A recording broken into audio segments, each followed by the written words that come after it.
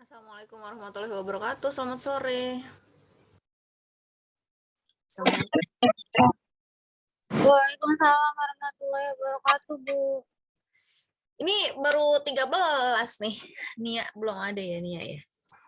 Sudahlah, kita mulai saja ya. Sudah hampir 4:30. Jadi hari ini materi kita adalah menulis ya. Setelah minggu lalu kita sudah pelajari tentang keterampilan membaca dan keterampilan berbicara. Maka minggu ini dan minggu depan 2 kali ya materi kita adalah keterampilan menulis. Kita mulai saja sambil menunggu teman-teman yang belum hadir ya.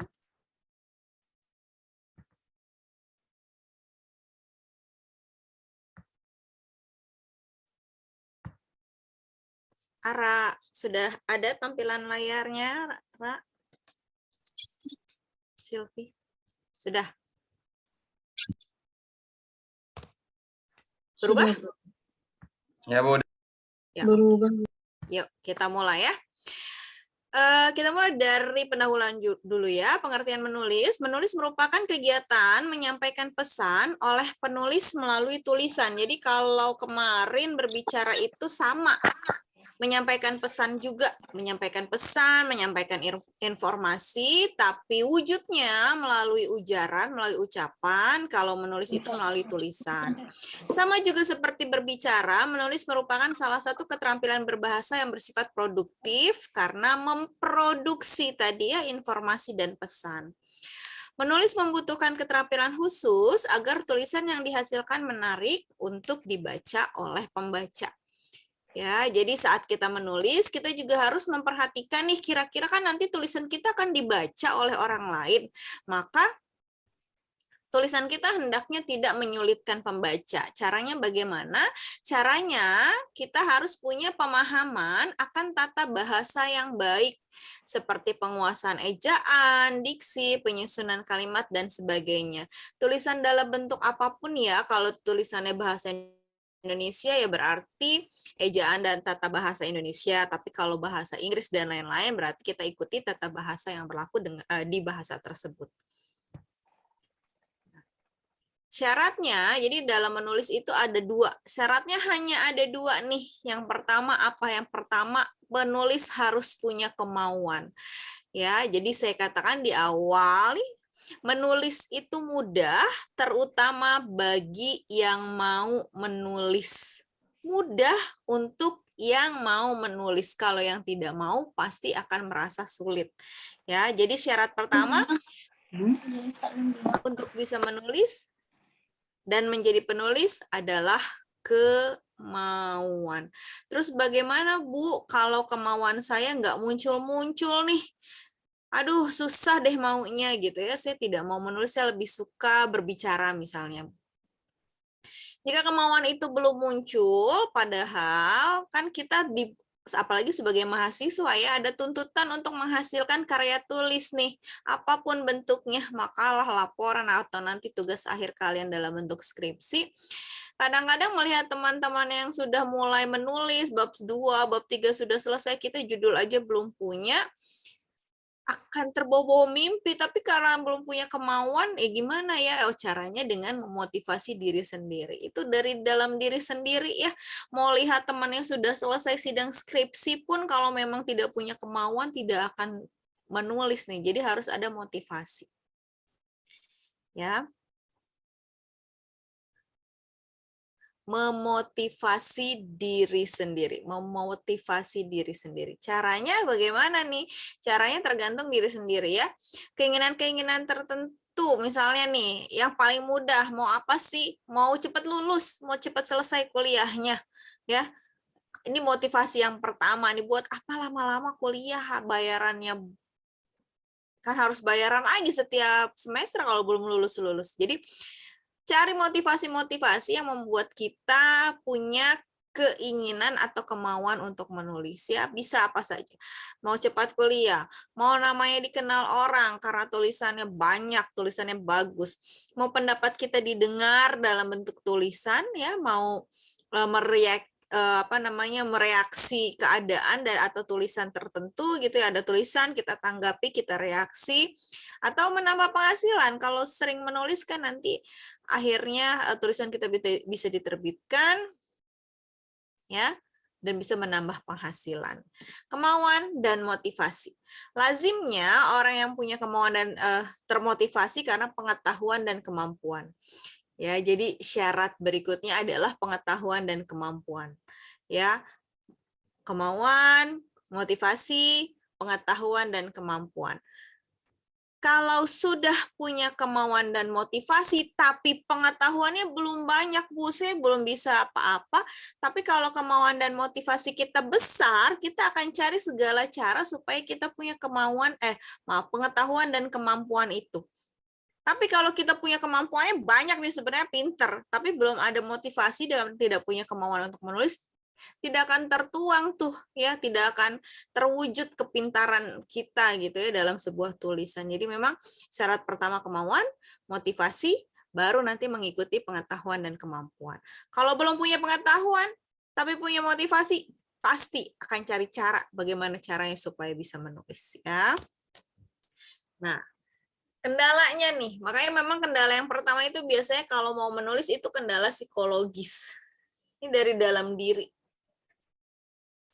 Ya, apa yang pertama merasa tidak bisa, sama seperti kita kalau lihat soal matematika, lihat soal fisika, lihat soal matematik, kimia itu semua ya, merasa susah duluan gitu, aduh udah nggak bisa, aduh males, udah pusing, padahal belum lihat soalnya. Belum dilihat soalnya sudah merasa menyerah begitu ya, merasa tidak bisa padahal belum berusaha, belum juga mulai menulis sudah rasa-rasanya nggak bisa, rasa-rasanya tidak bisa. Ya, merasa tidak bisa, merasa malu, takut atau tidak percaya diri. Akan apa? Takut tulisannya nanti ditertawakan orang.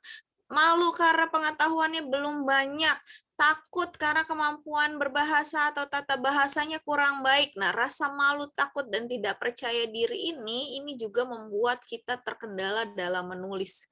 Akhirnya belum mulai apa-apa, pikirannya sudah jelek duluan gitu. Padahal kalau sudah berjalan, sambil menulis juga membaca, tentu pengetahuan kita akan bertambah, kemampuan tata bahasa kita juga akan semakin bertambah gitu ya. Kurang termotivasi karena berbagai sebab nih, biasanya banyak alasan kalau misalnya memang tidak punya motivasi. Aduh harus kerja, aduh harus antar adik ke sekolah, aduh mamahnya bagaimana, papahnya bagaimana, dan segala macam alasan karena kurangnya motivasi. Padahal kalau ada kemauan pasti ada jalan, bisa kok, pergi aja ke kampus konsultasi 1 jam 2 jam juga bisa. Ya, malas tidak ada keinginan untuk maju. Ini masalah psikologis. Kalau masalah psikologisnya bisa diatasi, sebenarnya masalah yang kedua ini tidak akan ada masalah ya, kendala kemampuan. Kurang menguasai pengetahuan bahkan untuk bidang keilmuannya sendiri. Nah, ini kan bisa dicari, kalau merasa kurang menguasai ya berarti belajar, baca-baca lagi.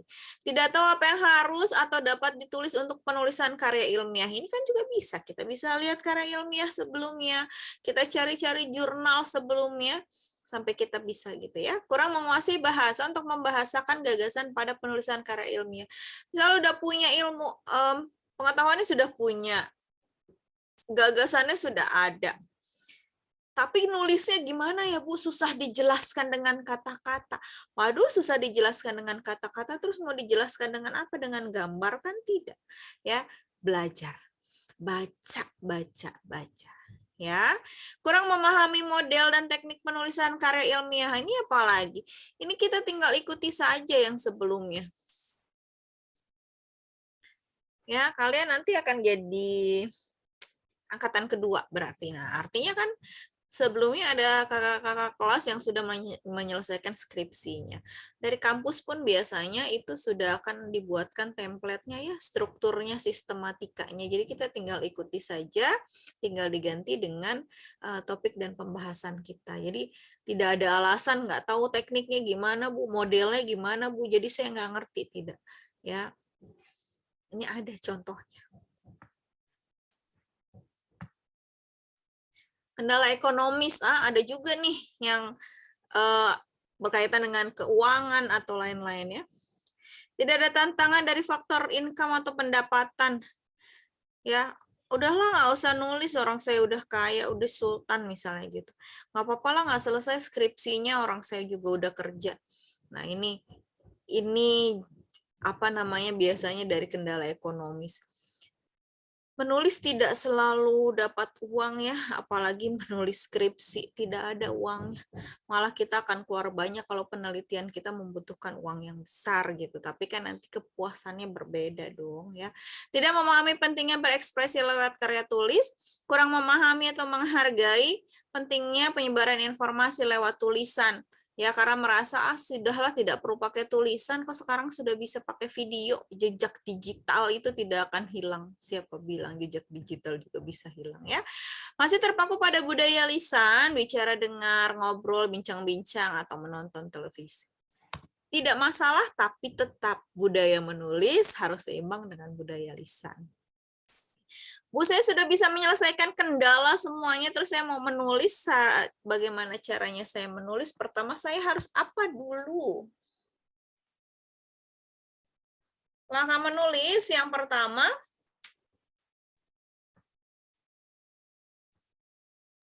sebelum kita menulis, ya cari temanya dulu. Pertama, tentukan tema dan topik. Tema dan topik beda ya, temanya masih besar. Satu kelas nih bisa jangan-jangan, Bu, tema kita sama, Bu. Masa satu kelas cuma ada 3 tema misal? Bisa.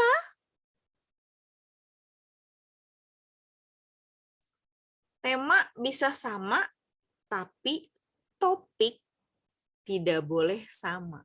Dari satu tema, topiknya bisa macam-macam. Ya. Jadi satu tema bisa punya beberapa topik. Kita bisa lihat dari berbagai sisi begitu ya. Penentuan tema dan topik sebelum memulai menulis memudahkan penulis pada saat proses penulisan. Penulis menjadi tahu hal yang akan ditulisnya. Jadi selain tema dan topik, penulis juga harus menentukan jenis tulisannya. Nah, ini ya. Temanya sama, tapi topiknya beda, jenisnya beda. Orang saya mau nulisnya deskripsi, saya mau nulisnya argumentasi, ya isinya juga bisa beda ya. Karena beda jenis tulisan, bentuk tulisan juga akan berbeda, isinya pun bisa beda. Ya, jadi tidak masalah kalau temanya sama. Kedua, Bu udah punya Bu temanya, sudah punya topiknya, lalu selanjutnya apa? Selanjutnya kita harus mengenali informasi yang akan kita tulis. Ya. Karena menulis itu kan berbagi informasi, kegiatan atau keterampilan yang produktif, memproduksi, menyampaikan informasi. Kalau kita mau menyampaikan informasi, maka kita harus kenal dulu dengan informasinya. Ya, kita harus paling tahu, nih kan kita mau kasih tahu orang, berarti kita harus tahu, kita harus menguasai informasi yang akan dibagikan. Ya, itu syarat mutlak. Penulis harus banyak membaca agar kaya informasi. Makanya tadi selalu saya tekankan kita harus membaca sebelum kita menulis. Ya. Yang ketiga, sebelum menulis panjang lebar tinggi, kita cari dulu, kita buat dulu kerangka karangannya. Ya, kerangkanya tadi kalau dalam apa namanya skripsi nanti namanya template-nya, sistematikanya gitu ya. Kerangka karangan merupakan garis besar karangan. Kerangka karangan dibuat untuk membantu penulis mengembangkan karangannya. Selain itu, kerangka karangan juga berfungsi untuk menghindari pemaparan ganda. Kan sudah ditulis nih, 1, apa, 2, terus tulis sampai bawah. Ya, nanti tidak akan ada pemaparan ganda. Di atas sudah ada, di bawah ditulis lagi, tidak. Tapi kalau misalnya kita langsung nulis, udahlah ketik aja, copy paste, cari di jurnal, cari deskripsi, akhirnya nanti bisa-bisa ke belakang ada lagi. Ya. Perasaan tadi udah deh, perasaan tadi udah. Karena apa? Karena tidak dibuat dulu kerangkanya. Nah, selain itu, kerangka karangan juga membantu penulis ya terhindar dari kehilangan ide penulisan. Karena kan sudah ditulis di awal, malah kadang-kadang nanti akan ada ide-ide baru yang muncul gitu. Ya, tapi kalau kita langsung menulis tidak ada gambaran nanti di sininya ya. Jadi pertama, cari tema dan topiknya. Kedua, kenali informasi yang akan kita tulis. Ketiga, buat kerangka karangannya. Dan keempat, baru mulai menulis sesuai dengan artikelnya, topik yang akan kita tulisnya apa nih. Ya.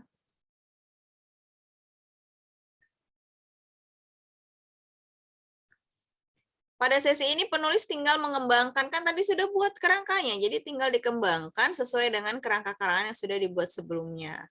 Waktunya tidak sebentar, begitu ya kalau untuk skripsi. Tapi kalau kalian tergabung misalnya dengan kelompok menulis Kompasiana atau yang lain, yang menulis esai-esai populer, artikel, atau berita-berita, yang harus diterbitkan setiap hari, 2 hari sekali, 1 minggu sekali, itu biasanya prosesnya lebih cepat gitu ya, karena memang dibutuhkan cepat. Tapi kalau untuk tugas akhir ya bisa nanti sampai 3-4 bulan.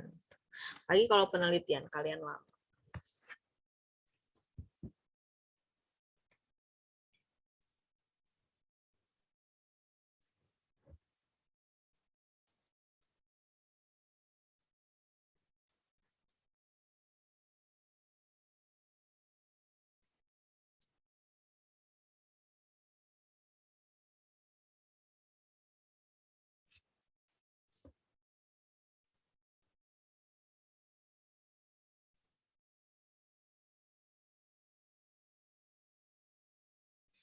Oke, berikutnya kita fokuskan penulisan pada karya ilmiah dan bentuk karya ilmiah ya.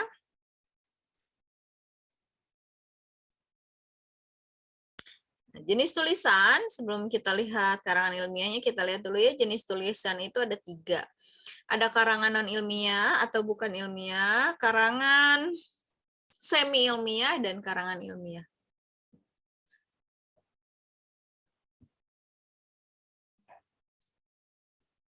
Untuk karangan non-ilmiah, ciri-cirinya, yang pertama, tidak terikat oleh aturan bahasa yang baku. Kan kita sudah pelajari ya bahasa baku, bahasa standar, ragam standar. Kalau untuk karangan non-ilmiah, ini boleh pakai ragam bahasa tidak baku. Boleh pakai ragam bahasa tidak resmi, tidak standar. Ya, strukturnya juga tidak baku. Jadi kalau kalian mau menulis, mau mulai dari tengah, mau mulai dari akhir, terus alurnya mundur, atau mau mulai dari depan, itu terserah, bebas. Ya, terserah penulisnya. Tapi walaupun strukturnya tidak baku, ada 5 orang penulis bisa memulai dengan struktur yang berbeda, bisa menulis dengan struktur yang berbeda, tapi harus tetap sistematis ya.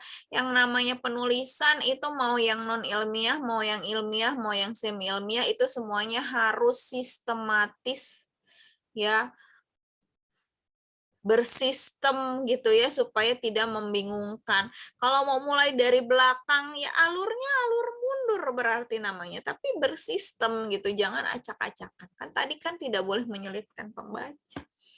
Ya, non faktual, bersifat rekaan, imajinasi, hayalan, tidak berdasarkan kisah nyata. Subjektif, kan strukturnya tidak baku tadi, berarti subjektif, tergantung dari penulisnya. Ya, penulisnya mau bagaimana? Ya, tergantung penulisnya, subjektivitas penulisnya. Mau nanti tokohnya dihidupkan atau dimatikan atau mau penjahatnya yang menang, terserah gitu ya. Biasanya bentuknya tadi narasi, cerita, atau deskripsi ya, yang kalian baca di kala-kala senggang nih.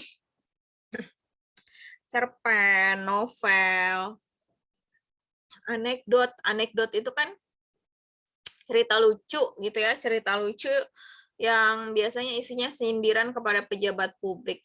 Ya walaupun bukan beneran Bu sindiran, berarti kan ini kisah nyata. Ya kisah nyata, tapi kan bukan kisah nyata perorangan. Pejabat publiknya tetap umum gitu ya. Jadi bukan berarti merujuk pada satu orang gitu anekdotnya. Puisi, ya puisi kan hayalan ya, imajinasi bahasan. Bu puisi kan emang ada strukturnya, ada ya. Tapi kan tetap sistematis, tetap urut ya. Bahasanya boleh baku, boleh tidak baku, bebas, subjektif. Apakah ini yang akan kita tulis? Bukan ya. Yang kedua semi ilmiah. Semi berarti setengah-setengah ya, setengah ilmiah, setengah tidak.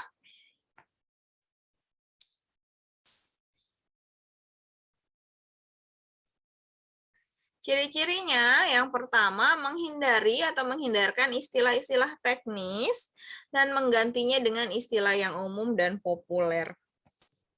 Jadi tidak ada istilah keilmuan di sini ya, istilahnya umum, populer, semua bisa baca. Strukturnya sama, tidak baku.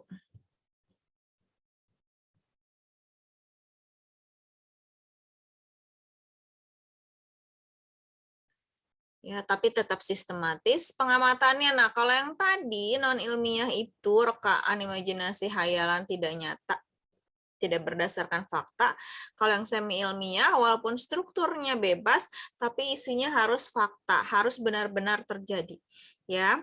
Nah, semi ilmiah campuran dari objektif dan subjektif. Jadi ada pendapat, ada juga faktanya gitu ya. Ada pendapat dari penulis, ada juga data-datanya. Biasanya campuran juga, eksposisi kah, persuasi, ada persuasinya, persuasi kan subjektif ya, ajakan, opini gitu. Tapi ada objektifnya, eksposisi. Contohnya apa sih? Contohnya berita. Berita tuh biasanya kita ada campuran nih di Indonesia dan di seluruh dunia. Berita itu ada dua ya. Berita itu kan isinya fakta, tapi ada subjektivitas dari penulisnya. Biasanya nih kalau di TV beda channel, beda stasiun TV-nya, sudut pandangnya beda. Artinya berita itu subjektivitas, semi ilmiah, ya. Ada subjektivitasnya, ada objektivitasnya. Artikel, opini kalau kalian baca di media online atau media cetak. Kalau media cetak biasanya hari Sabtu dan Minggu nih banyak opini ya, tapi jarang yang baca koran sekarang. Itu biasanya ada opini dan ada faktanya ya, artikel-artikel juga seperti itu. Ini masuknya ke semi ilmiah. Bahasanya apa? Bahasanya baku, tapi menggunakan istilah populer. Saya yang tidak mengerti hukum dan saya yang tidak mengerti politik, kalau baca beritanya pasti mengerti karena yang dipakai adalah istilahnya adalah istilah yang umum. Tapi kalau saya baca buku, ya buku tentang hukum dan politik mungkin pusing. Apalagi kalau baca skripsi atau tesisnya jurusan hukum dan ilmu sosial politik, mungkin saya banyak kata-kata yang saya tidak mengerti. Tapi kalau berita, pakainya istilah populer, jadi lebih mudah dimengerti. Nah, yang kita tulis bukan semi ilmiah juga, tapi adalah karangan ilmiah. Cirinya, kalau tadi yang semi ilmiah saja faktual.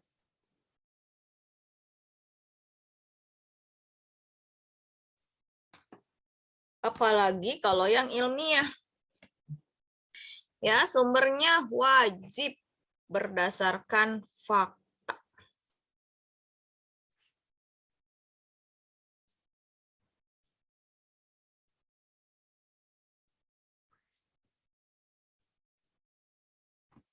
Yang kedua, objektif.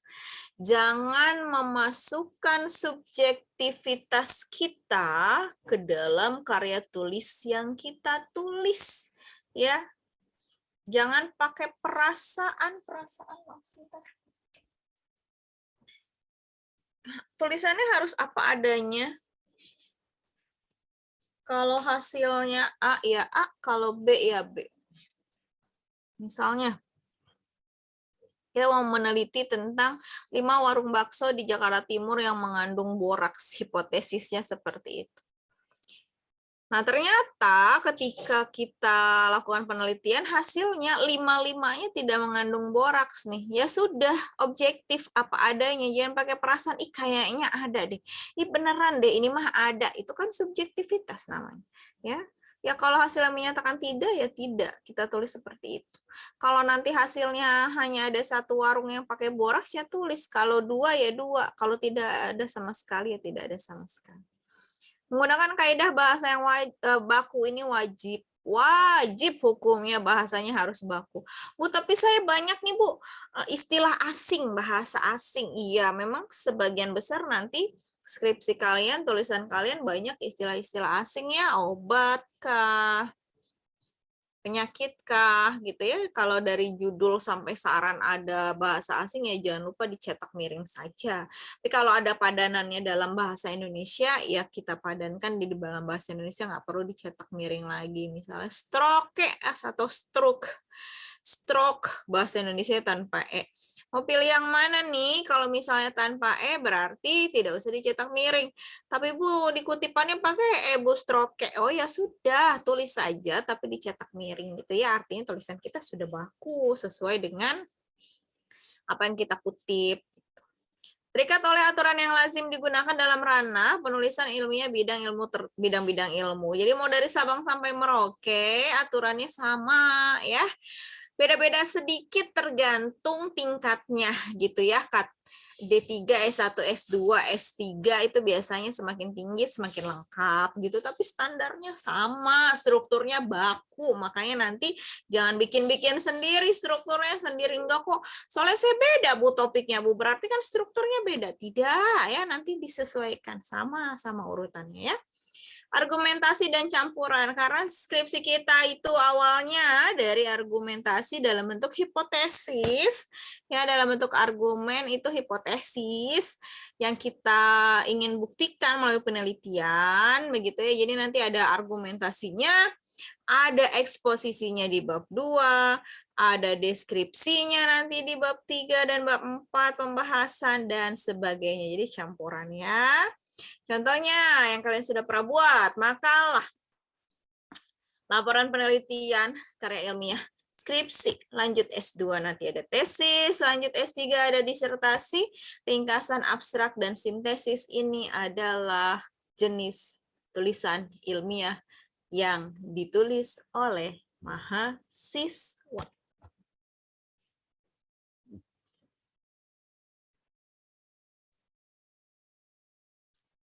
Sebentar ya, 5 menit sebentar.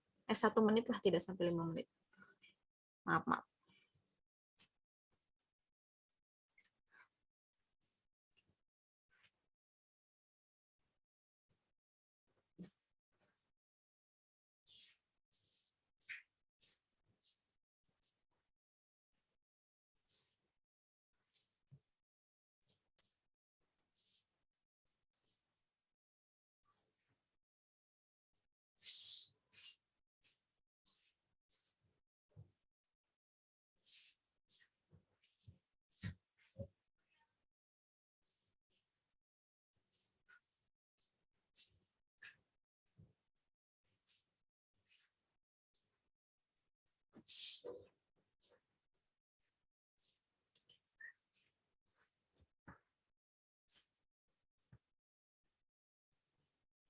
Baik, kita lanjutkan ya.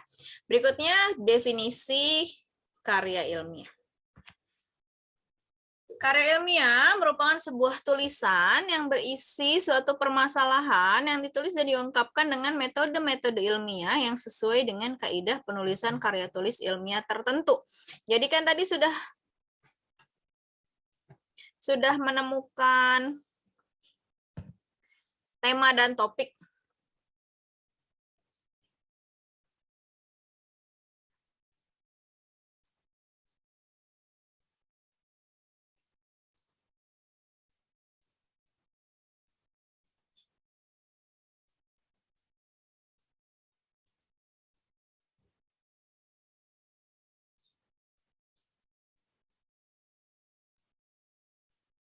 Ya, sudah ada tema dan topiknya. Nah, sekarang biasanya tuh nanti di awal kalian akan diminta cari masalah gitu ya.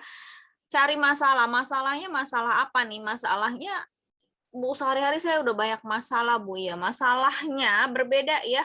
Masalah kita sehari-hari itu tidak bisa kita tulis dalam karya ilmiah. Mengapa? Karena masalah kita yang banyak setiap hari berganti-ganti ini tidak kita selesaikan dengan metode ilmiah gitu ya. Jadi masalah yang dimaksud adalah masalah yang bisa diselesaikan dengan metode ilmiah. Karya tulis ilmiah berisi data dan fakta maupun hasil penelitian seseorang yang ditulis secara runut dan sistematis. Jadi boleh apa nih isinya, ada data ya, harus ada data, harus berdasarkan fakta, bisa melalui bisa berupa hasil penelitian juga.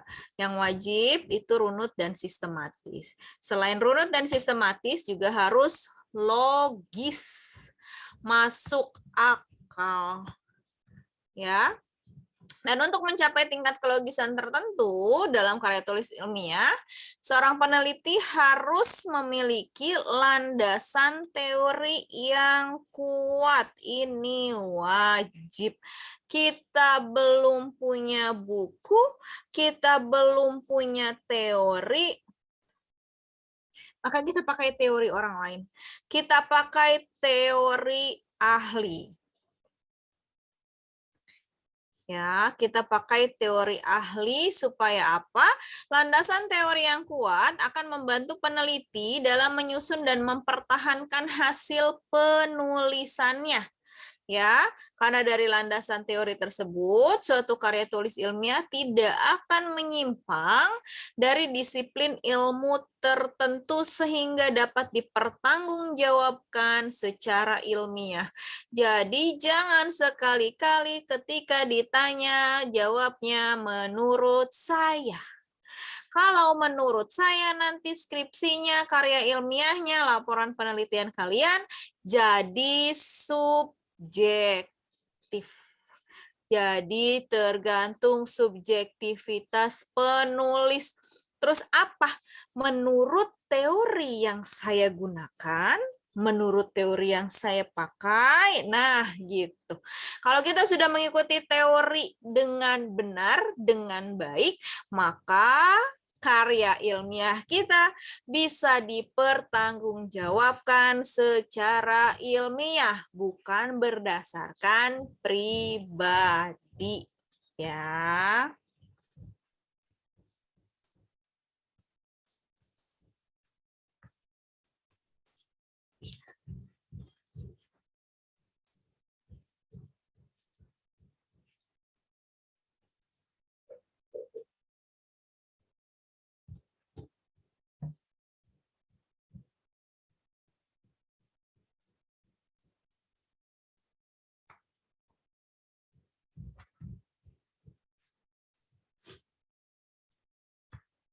Bisa dipertanggungjawabkan secara ilmiah.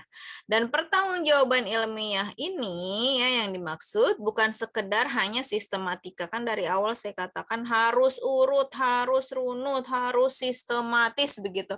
Nah, selain itu juga harus memenuhi kaidah yaitu dengan cara menyebutkan sumber yang jelas. Kan tadi kita sudah mengutip nih. Ya, kita sudah kutip dari ahlinya, begitu ya. Kita sudah kutip dari buku, jurnal, skripsi, apapun itu, maka kita harus menyebut sumber dengan jelas. Kalau kita mengutipnya dari jurnal, ya tulis dari jurnal. Kalau dari skripsi, ya dari skripsi, dari tesis, ya dari tesis, dari buku, ya dari buku. Ya, sumbernya harus jelas.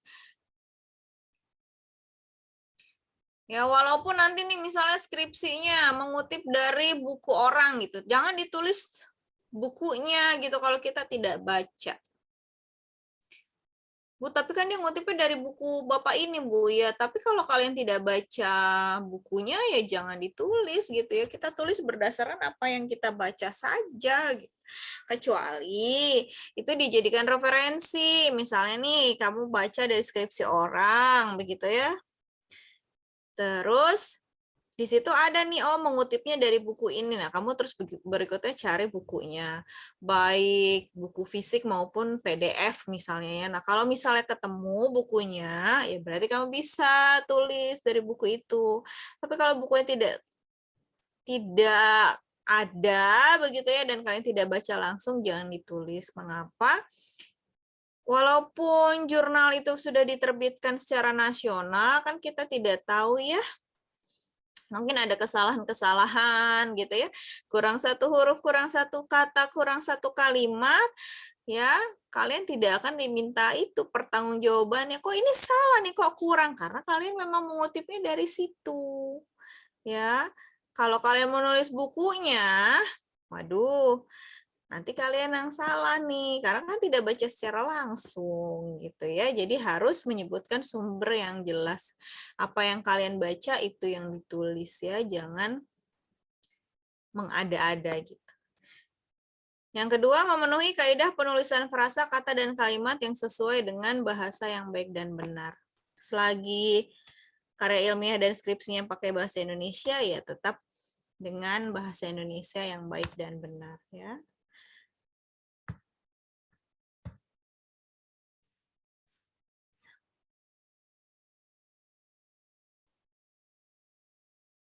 Jenis karya ilmiah ada beberapa yang sudah dibuat ya. Ada makalah, ada laporan penelitian, ada skripsi, nanti tugas akhir kalian. Kalau mau lanjut S2 ada tesis, kalau mau lanjut S3 ada disertasi. Aduh enggak deh Bu, pusing Bu, nggak S2 Bu, S1 aja udah ngap gitu ya. Misalnya udah ngos-ngosan, ya sekarang ngos-ngosan, kita tidak tahu ya. Nanti 2 tahun setelah kalian lulus, 3 tahun, 4 tahun setelah kalian lulus ya. Sudah mulai fresh lagi, seger lagi, kuliah lagi, tidak apa-apa. Ya, lanjut dong, masa S1 aja. Ciri kebahasaan, kan tadi yang membedakan dengan semi ilmiah adalah bahasanya gitu ya, walaupun sama-sama bahasanya baku, tapi kalau yang semi ilmiah itu pakai ragam bahasa yang populer atau umum. Nah, tapi kalau yang karya ilmiah ini punya bahasa keilmuan. Kan ilmiah kata dasarnya ilmu nih, ilmu ditambah imbuhan iyah gitu ya, ilmuhan bahasa Arab. Ragam bahasa yang digunakan dalam suatu bidang ilmu tertentu. Jadi ragam ini hanya dipahami oleh para peminat dalam bidang ilmu tersebut. Sama seperti tadi yang saya katakan, kalau saya baca skripsinya anak hukum atau mahasiswa sospol, begitu mungkin ada beberapa kata yang saya kurang paham gitu kan ya, karena memang berkaitan dengan bidang ilmu tersebut. Tapi untuk mahasiswa jurusan itu begitu ya karena memang bergelut di bidang hukum dan sosial politik ya pasti akan mengerti dengan bahasanya ya. Jadi oleh karena itu penulis harus menulis karya ilmiah, peneliti harus menulis karya ilmiah sesuai dengan bidang keilmuannya masing-masing. Kadang-kadang walaupun sama sesuai dengan bidangnya, ada beberapa yang kurang mengerti juga, makanya baca ya, apalagi kalau menulis yang tidak sesuai bidangnya, lebih banyak lagi nanti kata-kata yang tidak mengerti. Apa saja ciri kebahasaan? Ada 8.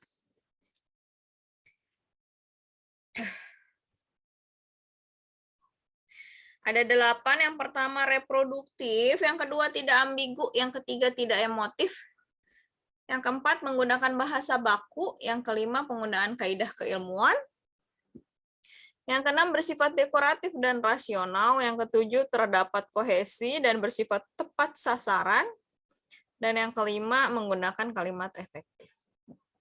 Yang pertama reproduktif.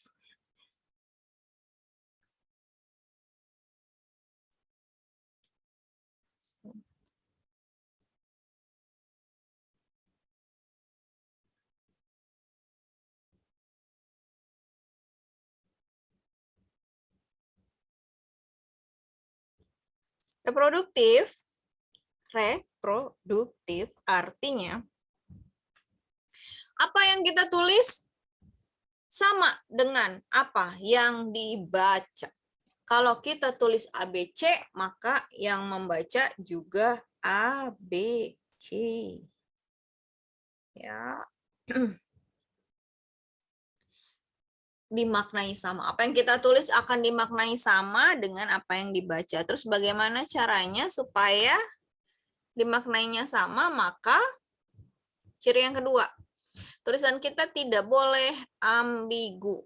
tidak boleh bermakna ganda. Ini sudah kita pelajari di kalimat efektif dan kata baku ya. Jadi kalau misalnya kalimat yang kita tulis itu maknanya ambigu, bermakna ganda, ya jelas tidak akan produktif, tidak akan reproduktif.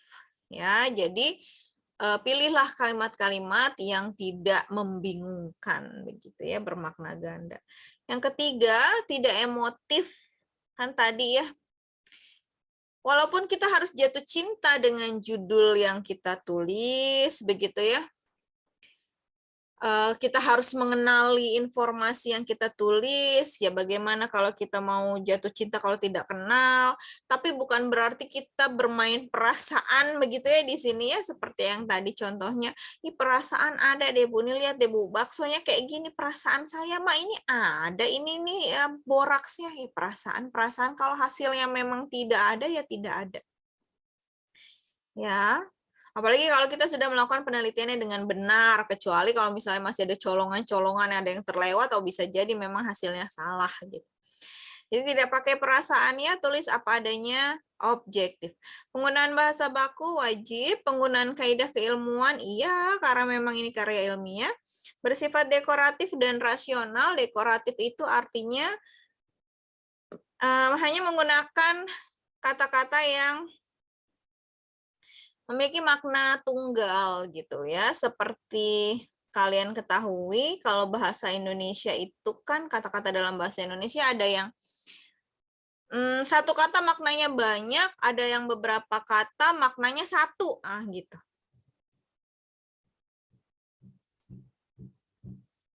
Masih mending ya, ini menurut saya lebih baik daripada bahasa-bahasa negara lain yang beda alunannya gitu ya, ada yang akhir katanya naik, akhir katanya turun, itu maknanya bisa beda, artinya bisa beda. Tapi kalau Indonesia tidak ada antara satu kata itu tidak ada perbedaan kecuali dalam bentuk kalimat itu dari intonasi gitu. Tapi kan makna katanya sama gitu ya, hanya maksudnya mungkin yang berbeda. Nah, ini carilah kata-kata yang hanya punya makna satu. Kalau misalnya terlanjur dan tidak ada pilihan lain, maka di awal itu kita harus jelaskan. Kita harus menyamakan persepsi dengan pembacanya nih. Caranya bagaimana? Ya diartikan. Entahlah pakai tanda dalam kurung ya, atau adalah gitu ya, pertama kali ya di awal itu kita berikan penjelasan kalau yang kita maksud maknanya adalah yang A gitu ya, bukan yang B, bukan yang C. Nah, kalau misalnya nanti dijelaskan di awal ya ke belakang tidak usah lagi gitu ya. Jadi nanti dari awal sudah tahu kalau maksudnya itu adalah A gitu. Kalau misalnya ada yang baca langsung dari bab 4, gimana Bu? Dia nggak bacanya dari bab 1 ya, salah sendiri. Karena yang namanya karya ilmiah, skripsi, dan sebagainya, itu dibacanya dari awal. Bukan dari tengah-tengah, apalagi dari bab 5. Langsung simpulan aja deh, intinya apa sih? Tidak bisa seperti itu. Tanpa mengetahui latar belakangnya, tanpa mengetahui teorinya, tanpa mengetahui metodologinya, tahu-tahu mau bacanya simpulan dan saran saja, itu tidak bisa. Ya, jadi wajib dibaca dari depan, jadi penjelasannya di awal saja, ke belakangnya maksudnya adalah sama. Rasional, masuk akal, ya namanya karangan ilmiah harus masuk akal, karena isinya bukan hayalan gitu ya, hayalan.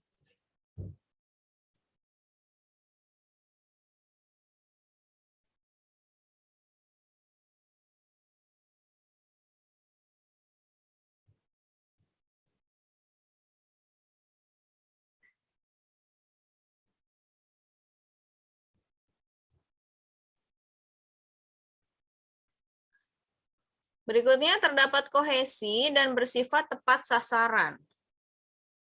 Kohesi itu artinya berkesinambungan, nyambung.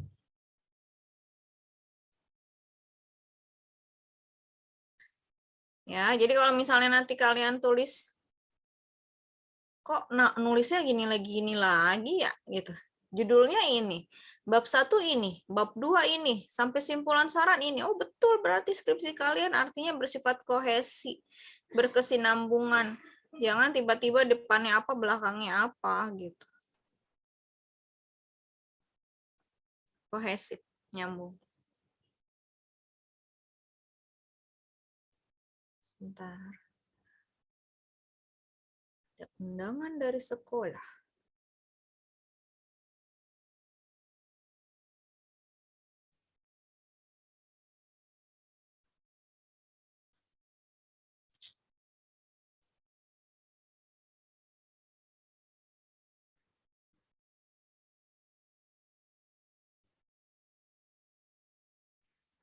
Bersifat tepat sasaran. Tepat sasaran itu artinya yang kalau kita mau tulis bagian ini, ya kita langsung saja ke bagian itu. Misalnya mau nulis tentang DM2 gitu ya, diabetes mellitus tipe 2, ya berarti DM-nya dan DM1-nya itu hanya sebagai pengantar saja. Nanti yang banyaknya itu adalah DM2-nya. Walaupun ide di kepala kita banyak, jangan dimasukkan semuanya. Begitu, percayalah skripsi tanpa harus dibolak-balik dipanjang kali lebar tetap akan tebal. Ya, jadi skripsi tetap akan tebal walaupun kita tulisnya tepat sasaran. Jadi tidak usah ditambah-tambahkan yang tidak perlu gitu ya. Makanya kalimatnya harus kalimat yang efektif. Jangan sampai ada pertanyaan, ini kamu maksudnya mau nulis apa sih, ini muter-muter. Nah, itu tidak perlu ya. Jadi sekali lagi, ciri kebahasan karya ilmiah ada 8. Reproduktif, tidak ambigu, tidak emotif. Penggunaan bahasa baku, menggunakan kaidah keilmuan, dekoratif dan rasional, ada kohesi atau kesinambungan dan bersifat tepat sasaran, serta menggunakan kalimat efektif.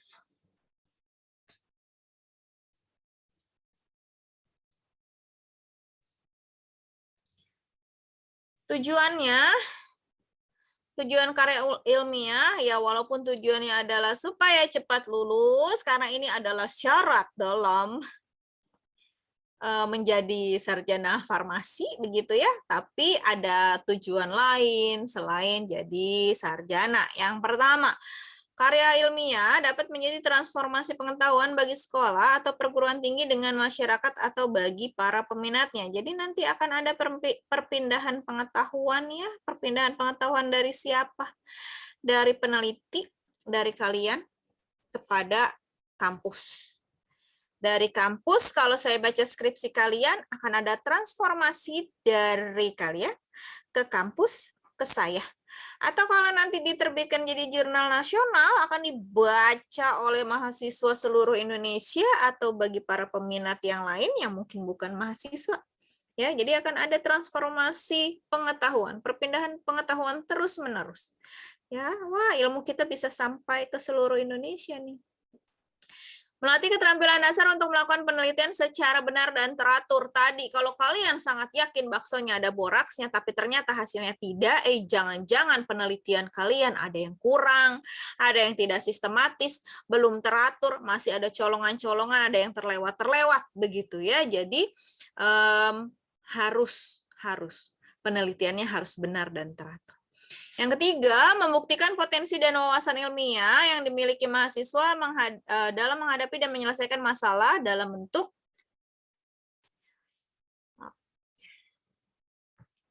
karya ilmiah setelah yang bersangkutan memperoleh pengetahuan dari keilmuannya. Yang namanya KTI-nya D3, skripsinya S1, tesisnya S2, disertasinya S3, itu semuanya adalah tugas akhir. Mengapa diletakkan di akhir ya, di akhir perkuliahan itu?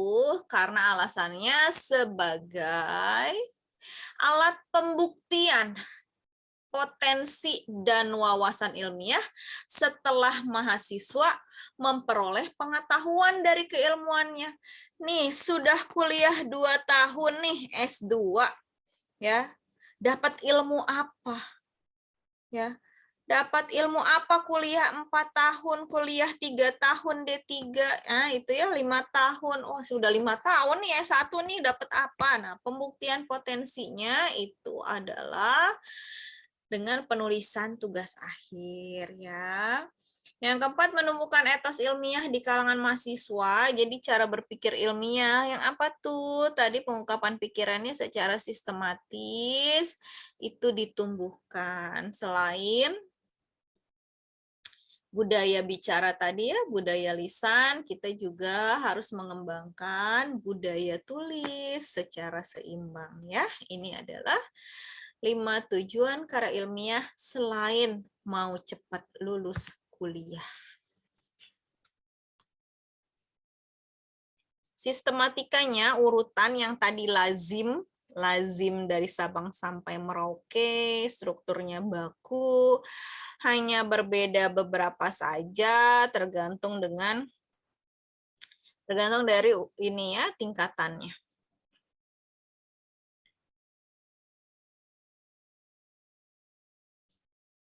Yang pertama ini ada semuanya. Mau D3, S1, S2, S3 ini ada semua latar belakang masalah. Di awal sudah diminta masalah, terus nanti akan diminta ya latar belakang masalahnya kenapa nih? Alasan kamu milih masalah ini apa gitu. Ya, latar belakang. Lalu dari latar belakangnya nanti akan kita identifikasi masalah-masalah lain yang timbul. Ada masalah A, nanti identifikasi nih. Kira-kira ada masalah apa dari semuanya itu? Ada 10 masalah. Apakah harus diselesaikan semua? Tidak. Kita batasi masalahnya. Masalah itu bisa dibatasi ya. Mengapa? Karena mahasiswa itu punya keterbatasan. Keterbatasan ilmu, keterbatasan waktu, keterbatasan biaya. Nah, jadi masalah yang 10 tadi bisa kita batasi. Tergantung ya minimalnya berapa. Misalnya boleh 3, oke 3 saja, lalu rumuskan masalahnya. Ya, nanti rumusan masalah ini kita buat ke dalam tujuan penelitian. Kan harus nyambung latar belakang masalahnya apa, diidentifikasi, dibatasi masalahnya, dirumuskan, buat tujuan penelitiannya, buat manfaat penelitiannya. Ini di bab 1. Manfaat penelitian biasanya buat siapa? Untuk penulis atau peneliti? Untuk institusi atau stikes IKIFA, dan untuk yang ketiga masyarakat. Untuk yang ketiganya ini tergantung ya objeknya siapa. Kalau masyarakat ya masyarakat, kalau rumah sakit ya rumah sakit, kalau pasien ya pasien, kalau puskesmas ya puskesmas, pokoknya tergantung objek penelitian kita siapa. Yang bab 2 ada landasan teoritis. Ini isinya teori semua, kutipan semua dari awal sampai akhir di bab 2.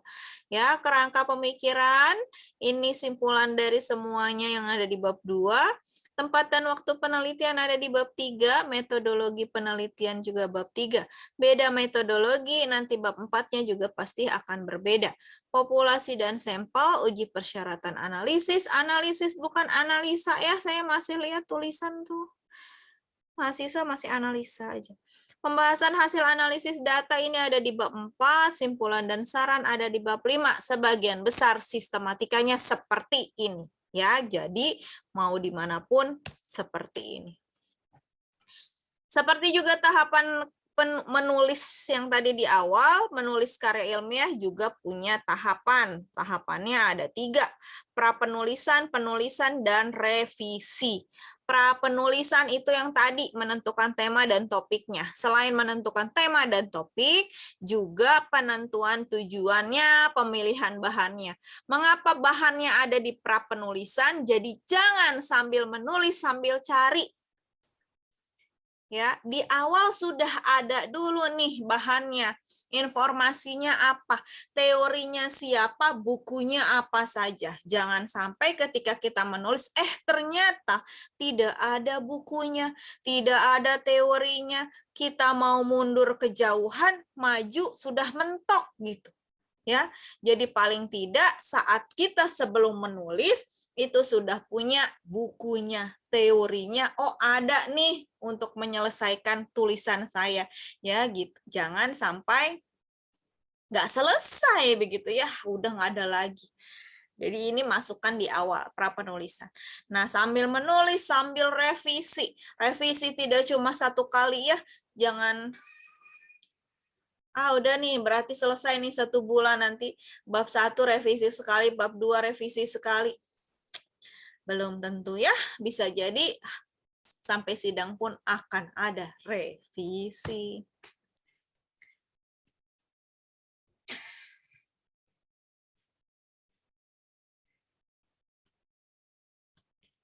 Berikutnya menentukan topik.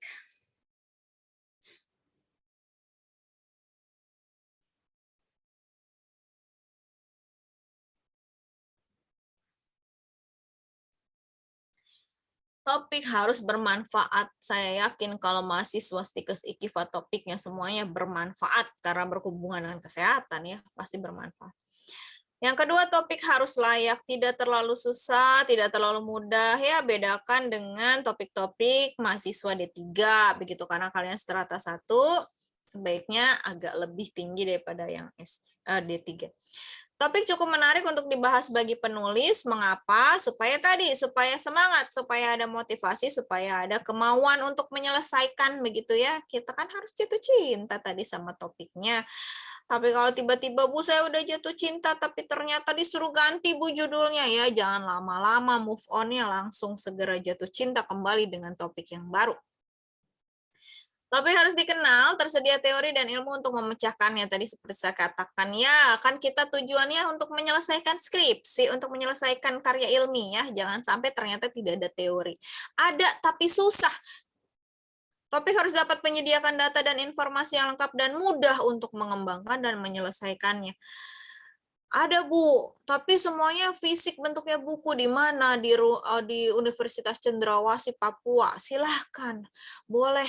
Kalau waktu kalian banyak, ya dana kalian juga tidak terbatas, begitu ya waktunya juga bisa kapan saja, boleh. Tapi kalau misalnya kalian punya keterbatasan waktu, keterbatasan biaya, keterbatasan yang lain-lain, maka cari yang lebih mudah, bukan berarti cari yang gampang, tapi maksudnya mudah mencari data dan informasi untuk menyelesaikannya, ya.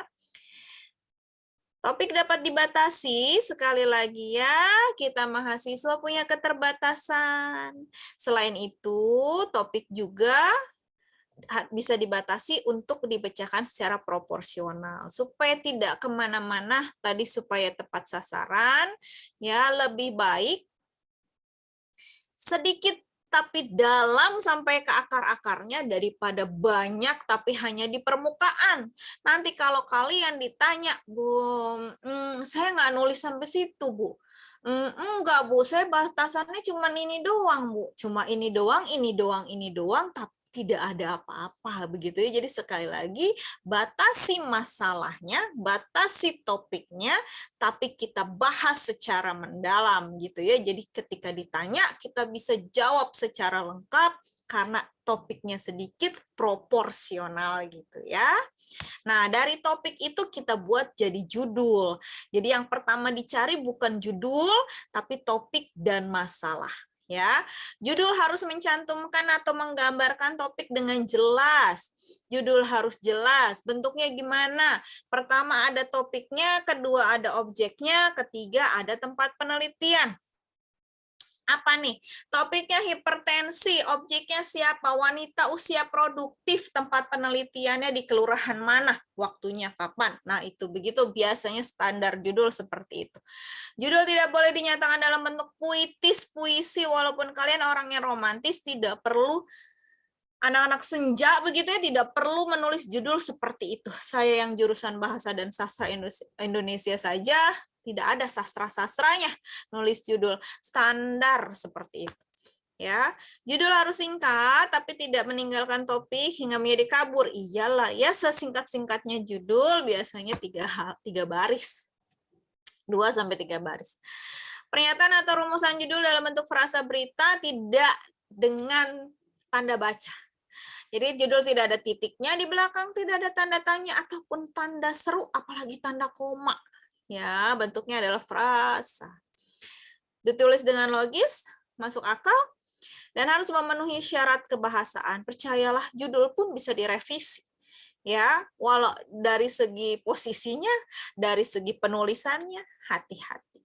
Ya, kalau misalnya nanti judulnya caps lock, harus huruf besar semua, caps lock saja mudah.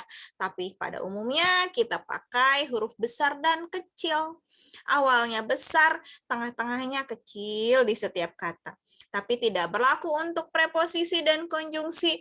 Di, dari, ke, untuk, tentang, dalam itu semuanya kecil, tidak ada yang besar. Ya.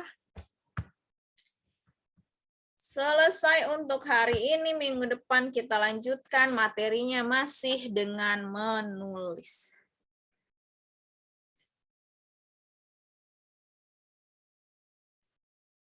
Ada yang masih di luar? 2 orang nih. Siapa? Oh, Adek ya. Sebentar. Satu lagi siapa?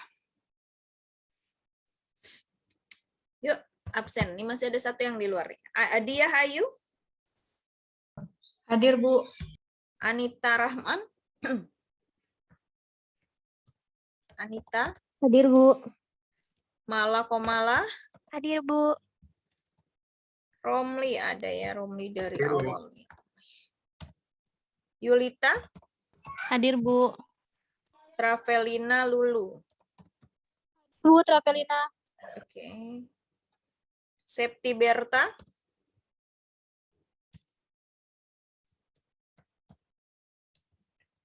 Siti Nurmaya? Hadir, Ibu. Ayodia? Hadir, Bu. Fahmi ada. Sulis? Hadir, Bu. Ya. Oh, Sulistiani. Sulistiani. Belum ada. Ananda Sela? Hadir, Ibu. Sri Amalia? Iskandar Hakim? Hadir, Bu. Nia Febri? Nia Febriana? Oh, Nia Febriana juga nggak ada nih. Az-Zahra Araya? Mutiara Andini? Nia Mulyani ada, Septia Wafa ada, Indah Okta? Hadir, Bu. Hovifa ada, Teguh? Hadir, Bu. Arif? Hadir, Bu. Siti Askia? Siva Fojia? Sally 2 Sel akunnya. Iya, Bu. Soalnya yang satunya laptopnya rusak, Bu. Nggak bisa ngomong. Ibu Terus jadi Septi absennya hadir. 2 ya, Sally berarti ya? Enggak. Satu aja, Bu. Nah, Silvi. Nah, nih, Hadir, apa Ibu. namanya? Sulis. Sulis sudah belum nih? Sulis. Sama Nia Febri. Ibu Septi hadir. Ya, ada. Sulis saja. Sulis sama Nia Febri nih.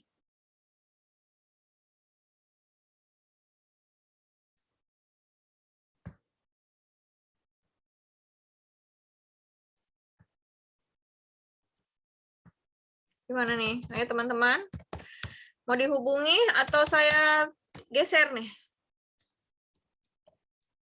Sulis udah Coba dihubungi. japri dulu, Bu. Gimana, Sel? Coba saya japri dulu, Bu. Ibu Sulis di Japri nggak aktif nomornya. Oke, kalau Nia Febri?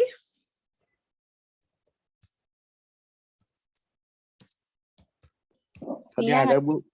Siapa, Aku lagi Arif? SO kali. Tadi ada kayaknya dah. Ikut Zoom tadi, Bu. Nia Febri. Saya nggak ngeh nih Nia Febri. Kadang-kadang saya suka baca juga, makanya tadi ada beberapa yang saya baca nama. Gimana nih? Bagaimana? Arif lihat ya, Arif ya. Yang Sulis nih. Iya, Bu. Tadi Kalnia lihat. Iya sih biasanya masuk.